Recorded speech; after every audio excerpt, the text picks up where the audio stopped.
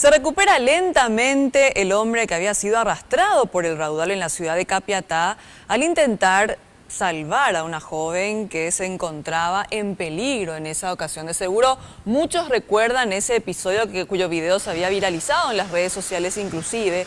Los familiares dicen que están teniendo que gastar mucho dinero para comprar insumos y medicamentos. Sergio, adelante. Recapitulando, el sábado 3 de marzo, Roberto Rolón intentaba salvar a una joven del poderoso raudal, pero el destino quiso que se resbalara y en la ruta 2, en el kilómetro 16, lo haga caer a un agujero. Como el hombre tragó mucha agua sucia, un germen ingresó a sus pulmones. Después de 18 días, Roberto ya respira por sí solo en un 80% y ayer tras despertar vivió un momento muy especial con sus seres queridos. Y lloró, y ayer por ejemplo estaba con su señora y lloró, los dos lloraron y los hijos también, el hijo que le entra junto a él, nosotros también, y no reconoce, gracias a Dios responde muy bien.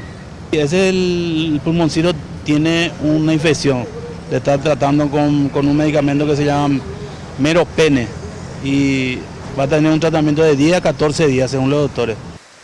La familia exige que se mejore la seguridad en la zona porque con cada temporal la situación es bastante dramática y lamenta que las autoridades no se hayan acercado para saber el estado de salud y qué necesita la familia.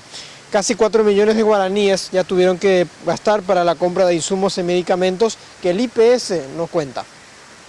Eso no va a proteger a nadie porque el agujero siempre está ahí.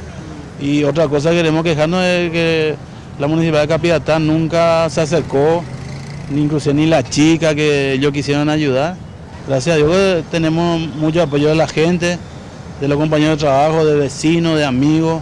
Igual quiero dejar un teléfono para ayuda si hay gente solidaria que quiera apoyar. Exacto, no hay problema, el 0971-626-220, ese es el número de su hijo.